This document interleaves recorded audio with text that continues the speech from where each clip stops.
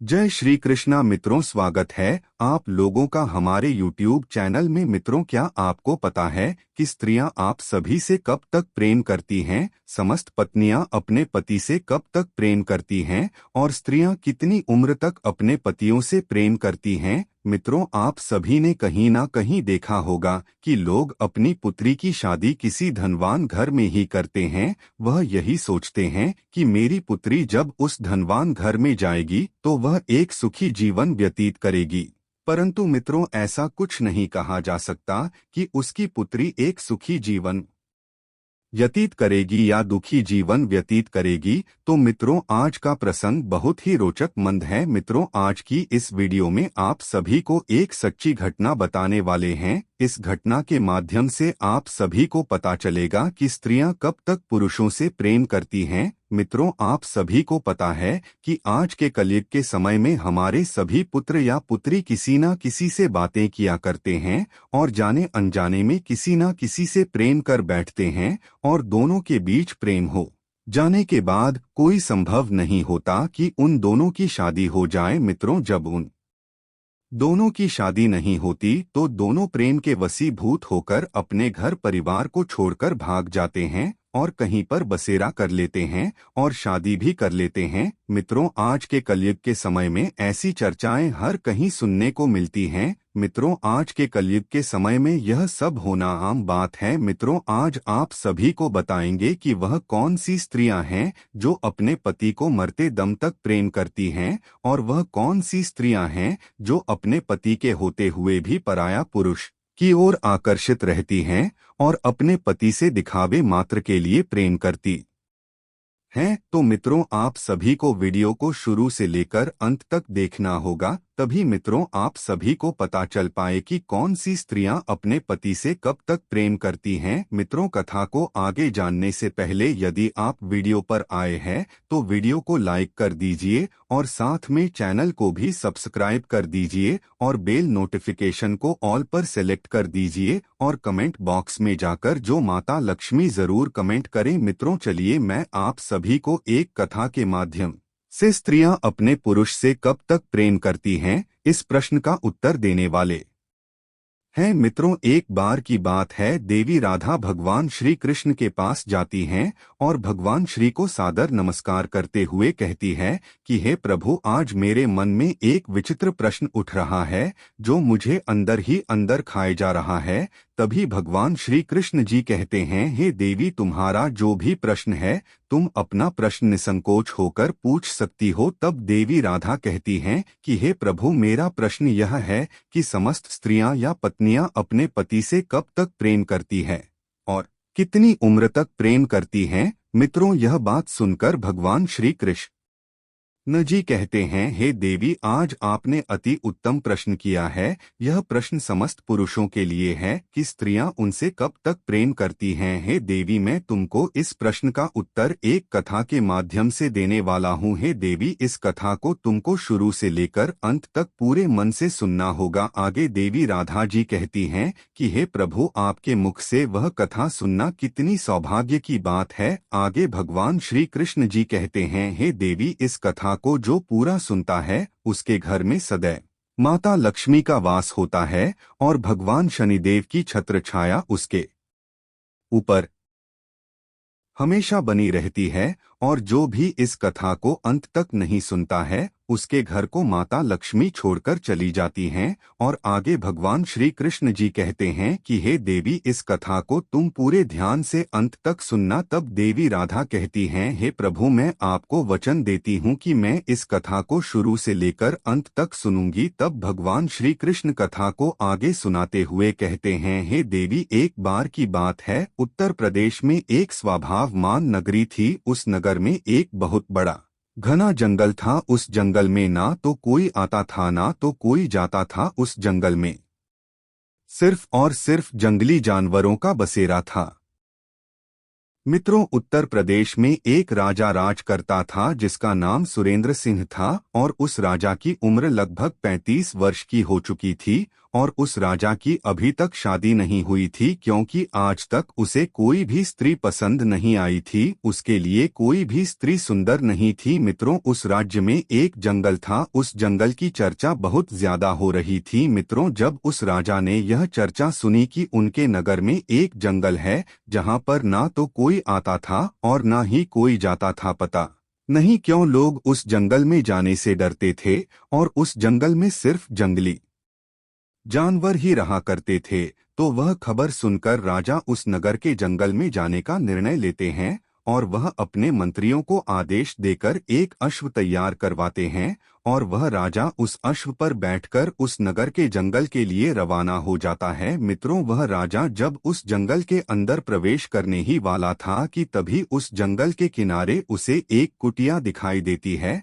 तब वह राजा सोचता है कि मैंने सुना था कि इस जंगल में ना ही तो कोई आता था और ना ही तो कोई जाता है, तो यहाँ पर यह कुटिया कैसे? तब वह राजा उस कुटिया को बड़े ध्यान से देख रहा होता है तो वहां पर उसे एक सुंदर स्त्री दिखाई देती है। वह इतनी सुंदर थी कि राजा उसे एक बार ही देखने पर उस पर मोहित हो गया और वह राजा दूर से ही उस स्त्री पर नजर रखे हुए था और बड़े ध्यान से उस स्त्री को देख रहा था। और जब वह राजा उस स्त्री के पास जाता है तो वह राजा देखता है कि वह एक वेश्या है। वह वेश्या बहुत ही सुंदर थी, उसने एक ही नजर में राजा का दिल जीत लिया था। मित्रों, उस वेश्या को देखकर ऐसा लगता था कि मानो स्वर्ग से कोई अप्सरा आ गई हो। मित्रों, वह राजा उस वेश्या को बहुत ही ध्यानपूर्वक से देख रहा था और वह राजा उस वेश्या पर मोहित हो गया और फिर उसने उस वेश्या से विवाह करने का प्रस्ताव रख दिया। मित्रों, उस राजा को पता था कि वह एक वेश्या थी, तब भी वह राजा उस वेश्या का दीवाना हो चुका था। उस राजा ने आज तक ऐसी स्त्री नहीं देखी थी, इसीलिए उस राजा ने आज तक अपना विवाह नहीं किया था। जहां पर 35 वर्ष की उम्र तक अन्य राजाओं की 3-3 4-4 रानियां हो जाया करती थी, वहां पर इस राजा ने अभी तक अपना विवाह नहीं किया था। और जब वह राजा उस वेश्या पर मोहित हो गया और विवाह का प्रस्ताव रखने के बाद वह राजा कहता है कि हे देवी, मैं आपके बिना अब एक पल भी नहीं रह सकता हूँ, इसलिए हे देवी, आप कृपा करके मुझसे विवाह कर लीजिए। और आगे वह राजा कहता है कि हे देवी, मुझे पूरी तरह से मालूम है कि आप एक वेश्या हैं। तब वह वेश्या कहती है, हे महाराज, मैं एक वेश्या हूँ, मैं किसी से भी प्रेम नहीं कर सकती क्योंकि महाराज, वेश्या का कोई भी धर्म नहीं होता है और वेश्याएं सिर्फ और सिर्फ धन से प्रेम करती हैं। वेश्याओं को जहाँ पर धन अधिक मिलेगा वहीं पर वेश्या जाएगी। क्या महाराज, आपको पता है कि हमारे जीवन में आपके के जैसे हजारों लोग आते हैं और मेरे ऊपर सैकड़ों लाखों स्वर्ण मुद्राएं लुटाकर चले जाते हैं। जिसके बाद आगे वह राजा कहता है, हे देवी, मैं आपके कहने का मतलब नहीं समझ पाया हूँ कि आप कहना क्या चाहती हैं। हे देवी, कृपा करके आप मुझे विस्तार से बताएं। तब वह वेश्या कहती है, हे राजन, मैं अभी तक कुंवारी हूँ, अभी तक मेरा विवाह नहीं हुआ है, फिर भी मैं एक विवाहित स्त्री की तरह ही अपना जीवन व्यतीत कर रही हूँ क्योंकि है राजन, मेरे पास हर दिन नए नए पुरुष आते हैं और मेरे शरीर को अपनी हवस का शिकार बनाकर अपनी हवस बुझाते हैं और मेरे ऊपर हजारों स्वर्ण मुद्राएं खर्च करके चले जाते हैं।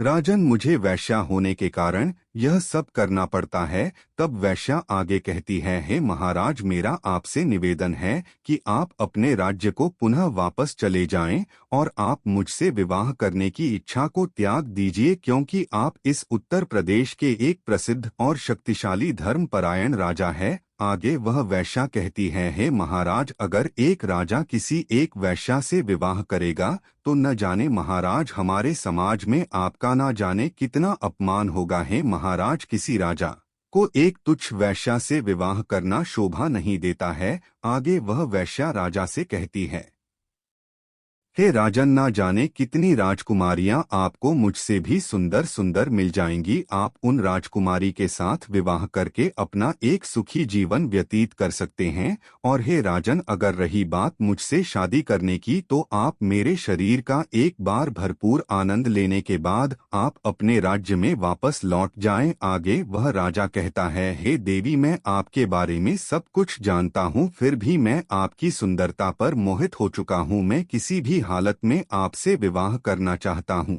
मित्रों, वह राजा उस वैश्या की सुंदरता पर पूरी तरह से मोहित हो चुका था और उसके प्रेम में अंधा हो चुका था, और उस राजा को अब खुद पर नियंत्रण नहीं हो रहा था। मित्रों, फिर उस राजा की जिद पर उस वैश्या ने कहा है, राजन ठीक है, मैं आपसे विवाह करने के लिए तैयार हूँ। मैं आपसे विवाह अवश्य करूंगी, मैं आपकी रानी अवश्य बनूंगी, परंतु महाराज, मेरी कुछ शर्तें हैं जिन शर्तों को आपको मंजूर करना होगा। अगर आप मेरी इन शर्तों को मंजूर कर लेते हैं, तब मैं आपसे विवाह कर लूंगी और मैं आपकी रानी बन जाऊंगी। तब वह राजा कहता है, हे देवी, आप अपनी शर्त बताएं, मैं आपकी शर्तें अवश्य मानूंगा। आगे वह वैश्या कहती है कि हे महाराज, मेरी वृद्ध माता और पिता है, आपको इन्हें अपने राजमहल में ले जाना होगा और मेरे माता पिता की अच्छी तरीके से देखभाल करनी होगी। और अगर मेरे माता पिता को कभी भी कुछ भी हो गया, कोई भी परेशानी हो गई, तो मैं आपके राजमहल को छोड़कर चली आऊंगी।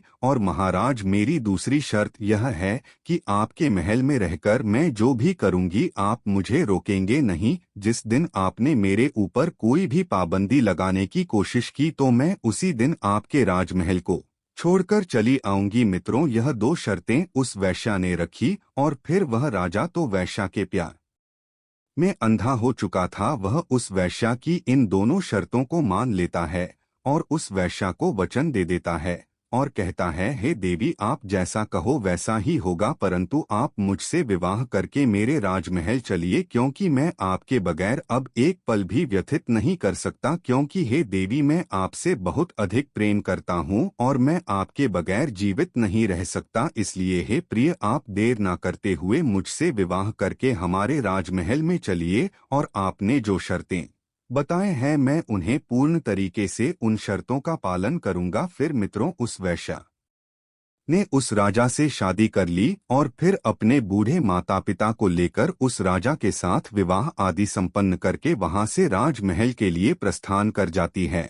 और वह राजा उस वैश्या को लेकर अपने राजमहल में आ जाता है और वहीं पर दोनों एक साथ महल में रहने लगते हैं। और उस वैश्या के बूढ़े माँ बाप को एक सुंदर से कमरे में छोड़कर और सैनिकों को कुछ आदेश देकर वहां से चला आता है। और मित्रों, जब यह बात वहां की प्रजा तक पहुंचती है, तब प्रजा को यह मंजूर नहीं था कि हमारे महाराज किसी एक वैश्या के साथ रहे। हमारे महाराज के लिए तो हजारों रानियां लाइन लगाकर खड़ी हो जाएंगी, परंतु हमारे महाराज ने एक वैश्या से विवाह कर लिया। मित्रों, उधर वह राजा उस वैश्या से विवाह करने के बाद उस वैश्या के साथ प्रेम पूर्वक अपना जीवन व्यतीत करने लगा। मित्रों, वह राजा अब तो राज दरबार भी लगाना भूल चुका था, क्योंकि मित्रों, वह राजा उस वैश्या के प्यार में इतना अंधा हो चुका था कि वह अपनी पत्नी को छोड़कर कहीं नहीं जाता था। वह राजा दिन और रात अपनी पत्नी के साथ व्यतीत करता था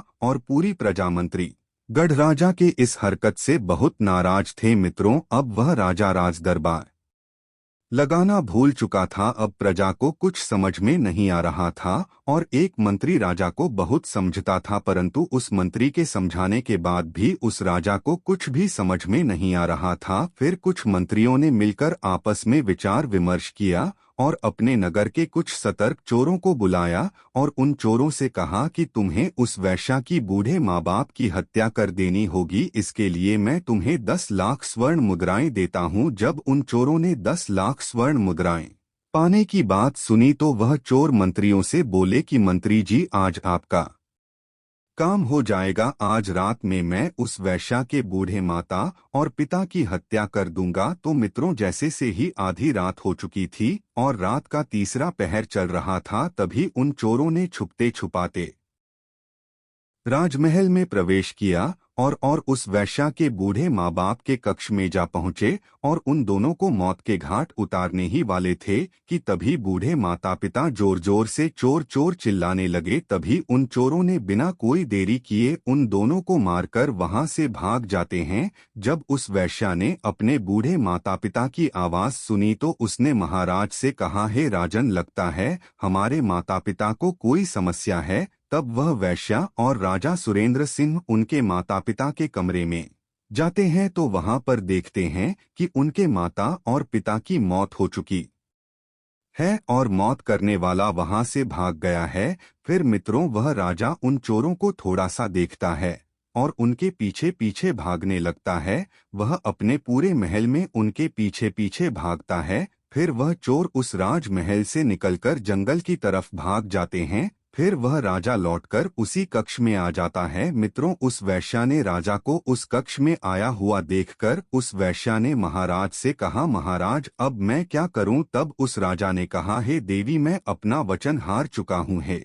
देवी, मैंने आपको जो वचन दिया था, आपकी जो 2 शर्तें थीं, मैं आपकी उन शर्तों को पूरा नहीं कर पाया। आगे वहां राजा कहता है, हे देवी, मैं तो आपके वचन को पूरा नहीं कर पाया हूं, अब आपके मन में जो आए वही करिए। मित्रों उस वैश्या ने राजा की यह बात सुनकर राजा से कहा कि हे महाराज, ठीक है, मैं अपने शर्त के अनुसार मैं आपके राजमहल को छोड़कर जा रही हूं। मित्रों फिर वह वैश्या उस राजा के राजमहल को छोड़कर अपनी कुटिया की तरफ निकल जाती है। फिर वह राजा उस वैश्या को जाता हुआ देखकर बहुत चिंतित हुआ, परंतु मित्रों वह राजा अपने शर्तों के अनुसार कुछ कर भी नहीं सकता था। वह राजा उस वैश्या को जाते हुए देख रहा था और उसकी आंखों में आंसू आ चुके थे। फिर मित्रों वह वैश्या राजमहल से निकल जाती है। मित्रों राजा की पत्नी व वैश्या राजमहल को छोड़कर चली गई थी तो राजा आज सभा लगाई और उस सभा में राजा बड़ी मायूसी के साथ बैठा हुआ था। और जब सभा खत्म हुई तब राजा वहां से चला आया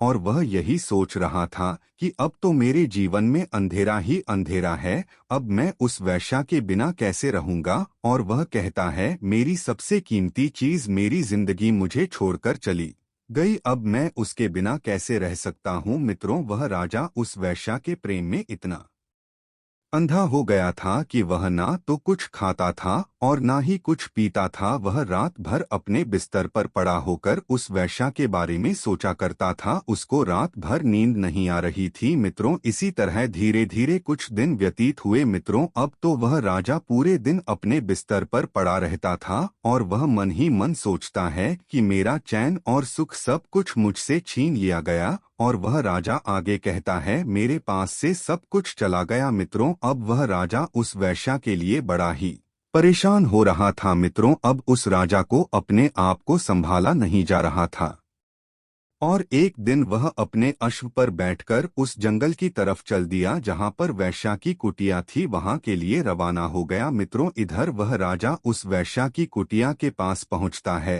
और उस वैश्या के सामने जाकर राजा उस वैश्या से कहता है कि हे प्रिय, आप हमारी पत्नी हैं और आपने अपनी शर्त के अनुसार आप हमको छोड़कर चली गई। और है प्रिय, आप जब से मुझे छोड़कर आई हैं तब से मेरा सुख और चैन सब कुछ छिन गया है। अब तो पूरी रात मुझे नींद नहीं आती है, मैं पूरी रात करवटें बदलते रहता हूँ, कभी उठकर बैठता हूँ तो कभी लेट जाता हूँ। हे देवी, मुझे आपकी याद बहुत आती है। मित्रों वह राजा कहता है, हे प्रिय, आप मेरे साथ राजमहल चलिए क्योंकि मैं आपसे बहुत अधिक प्रेम करता हूँ। राजा की यह बात सुनकर वह वैश्या कहती है, हे राजन, मैं कुछ दिन आपकी पत्नी बनकर आपके महल में रही और आपको अच्छी तरीके से मालूम है कि मैं एक वैश्या हूँ। और हे राजन, आपको अच्छे तरीके से ज्ञान है कि वैश्या का कोई भी धर्म नहीं होता है और वैश्या ना जाने कितने लोगों को पति बनाती है। वैश्या की जिंदगी में हर रोज नए नए पुरुष आते जाते रहते हैं और वैश्या हर रोज एक नए पुरुष से मिलती रहती है।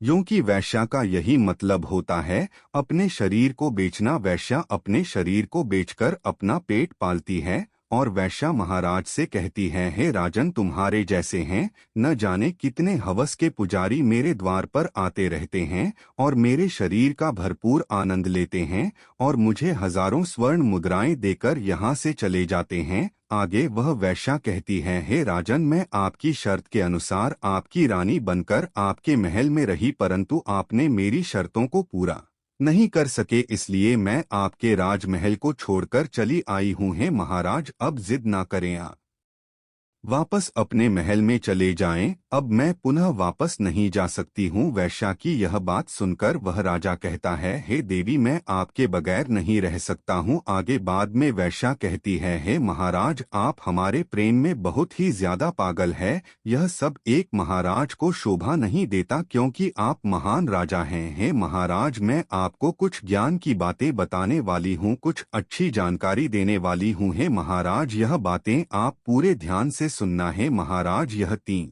बातें आप अपने जीवन में उतार लेना है। महाराज, मेरी पहली बात यह है कि आप जो प्रेम कर रहे हो, यह एक राजा को शोभा नहीं देता कि एक वैश्या से प्रेम करें, उसे अपनी पत्नी बनाए। यह शोभा नहीं देता, क्योंकि वह राजा होता है, और एक राजा किसी वैश्या के प्रेम में पागल हो जाए, उसे यह शोभा नहीं देता है, क्योंकि कहते हैं ना, वैश्या का कोई धर्म नहीं होता है। वैश्या तो अपने जीवन में पता नहीं कितने पाप कर देती है, वह ना जाने कितने पुरुषों की हवस का शिकार बनती है। हे महाराज, मैं किसी न किसी पुरुष का शिकार रोज बनती हूँ, इसलिए महाराज, आप हमारी बदन के लिए बड़े अच्छे तरीके से समझ लीजिए, आप हमारे प्रेम में अंधे ना बने। और वह वैश्या आगे कहती है, महाराज, मेरी दूसरी बात यह है कि मैं एक वैश्या हूँ, मेरा कोई धर्म नहीं है, लेकिन समाज स्त्रियों का एक धर्म होता है। समाज की स्त्रियों की एक रीति रिवाज होती है, उन स्त्रियों के साथ आप विवाह करके धर्म का पालन कर सकते हैं। हे राजन, हमारे पौराणिक शास्त्र, वेद शास्त्र कहते हैं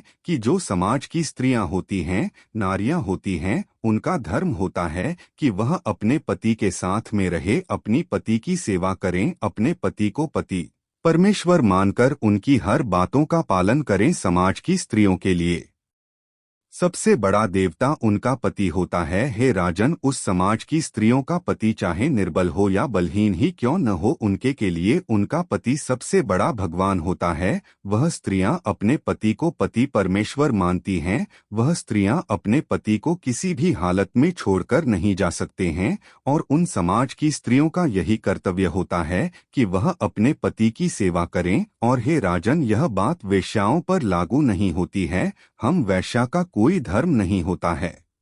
वैश्या के जीवन में पता नहीं कितने पाप होते हैं, इसलिए वैश्या तो वैश्या ही होती है। और उन समाज की स्त्रियां यही सोचती हैं कि मेरा पति किसी अन्य स्त्री के पास ना जाए और किसी अन्य स्त्री को अपना शिकार ना बनाए, क्योंकि समाज की स्त्रियों का पुरुष अगर किसी अन्य स्त्री के पास जाता है तो उनके घर में लड़ाई झगड़े होने लगते हैं। हे राजन, समस्त स्त्रियां यही चाहती हैं कि उसका पुरुष किसी दूसरी स्त्री के हवस का शिकार ना बने, वह किसी दूसरी स्त्री के ऊपर नजर भी ना डाले, क्योंकि उसको जो चाहिए हो वह मैं दे सकती हूँ। इसीलिए समाज की स्त्री से विवाह करना चाहिए, और पुरुषों के लिए भी यही नियम है। जरूरी नहीं है कि पत्नी ही पतिव्रता होनी चाहिए, पत्नी ही धर्म का पालन करें, पत्नी ही अपने कर्तव्यों को पूर्ण करें, पुरुषों को भी पत्नी व्रत होना चाहिए। और हे राजन, हम तो एक वैश्या हैं, हमको तो जहां धन मिलेगा हम वहीं पर जाएंगे। वैश्या का यही कर्तव्य होता है।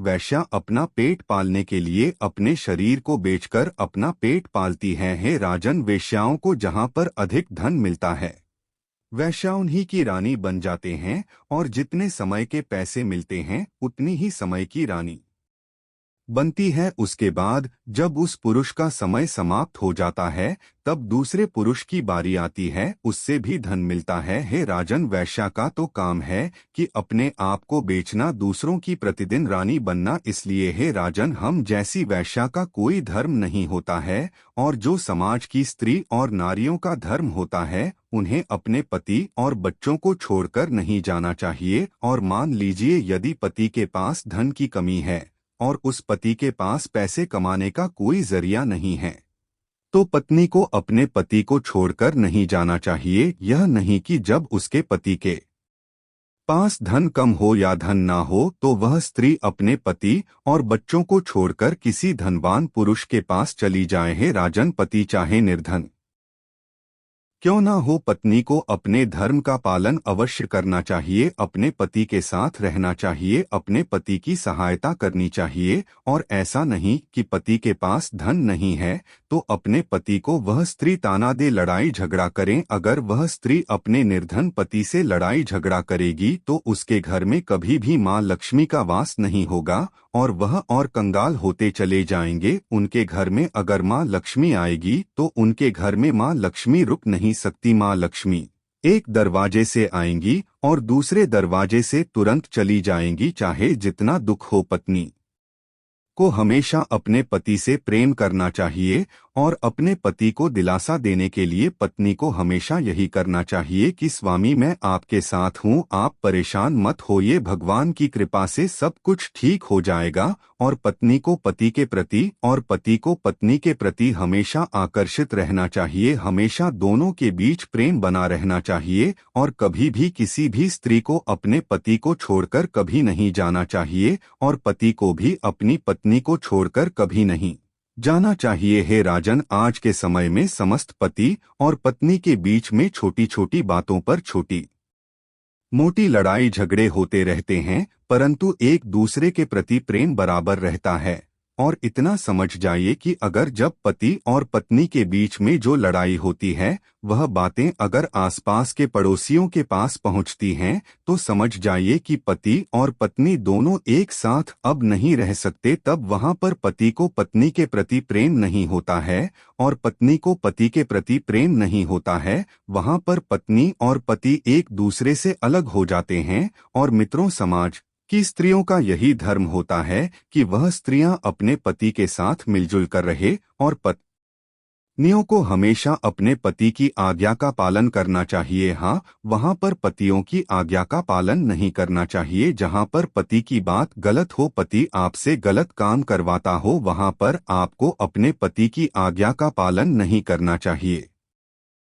मित्रों, आपने कहीं ना कहीं माता अनसुया की कथा सुनी ही होगी कि माता अनसुया हमेशा अपने पति की सेवा में लगी रहती थी और अपने पति की सेवा खूब करती थी। और माता अनसुया के पास कुछ नहीं था और माता अनसुया अपने पति के साथ जंगल में एक कुटिया बनाकर उसी में अपने पति के साथ जीवन व्यतीत करती थी। माता अनसुया अपने पतिव्रता धर्म का पालन किया करती थी, अपने पति की सेवा तन मन से किया करती थी। माता अनसुया अपने पति को पति परमेश्वर मानती थी। और मित्रों, माता अनसुया के पास धन नहीं था, वह बहुत गरीब थी। और अगर वह यह सोचती कि हमारे पास धन नहीं है, मैं निर्धन हूँ और मेरे पास एक धनवान पुरुष होना चाहिए, वह अपने पति के लिए उनकी शक्ति थी। मित्रों, स्त्री के लिए सबसे बड़ा धन उसका पति होता है। धन का मतलब यह नहीं कि उसके पास सोना चांदी और बहुत सारे पैसे हो। पत्नियों का सबसे बड़ा धन उनका पति होता है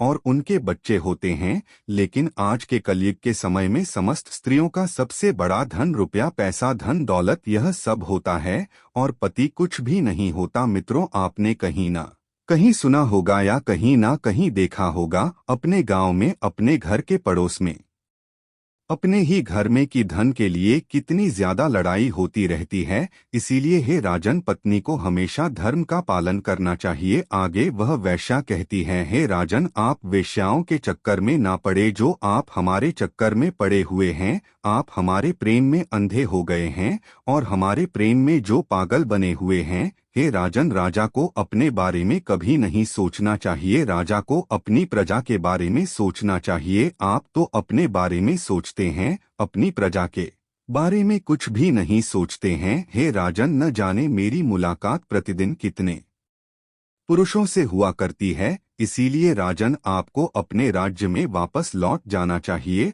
और अपनी प्रजा की देखभाल करनी चाहिए और किसी राज्य की राजकुमारी से अपना विवाह कर लीजिए, जिससे आपकी प्रजा को एक महारानी मिल जाए और वह आपसे खुश रहेंगे। मित्रों, वह राजा उस वैश्या की बात सुनकर वह समझ जाता है और फिर वह राजा उस वैश्या से क्षमा मांगता है और कहता है, हे देवी, आज आपने मेरी बंद आंखें खोल दी। मैं बहुत गलत रास्ते पर निकल पड़ा था, आपने मुझे सही राह दिखाया है। फिर वह राजा अपने राजमहल लौट जाता है और वह एक सुंदर से राजकुमारी से अपना विवाह कर लेता है और वह अपने राज्य में एक सुखी जीवन व्यतीत करने लगता है। तो मित्रों, एक वेश्या ने हम सभी को बताया कि समय चाहे कैसा भी समय हो, पत्नी को पति के प्रति हमेशा प्रेम करना चाहिए और पति को पत्नी के प्रति हमेशा प्रेम करना चाहिए। तो मित्रों, पत्नियों को अपने पति को मरते दम तक प्यार करना चाहिए, चाहे वह बूढ़े हो चाहे जवान हो, प्रेम बराबर रहना चाहिए। तो मित्रों, आप सभी को यह कथा कैसी लगी कमेंट बॉक्स में कमेंट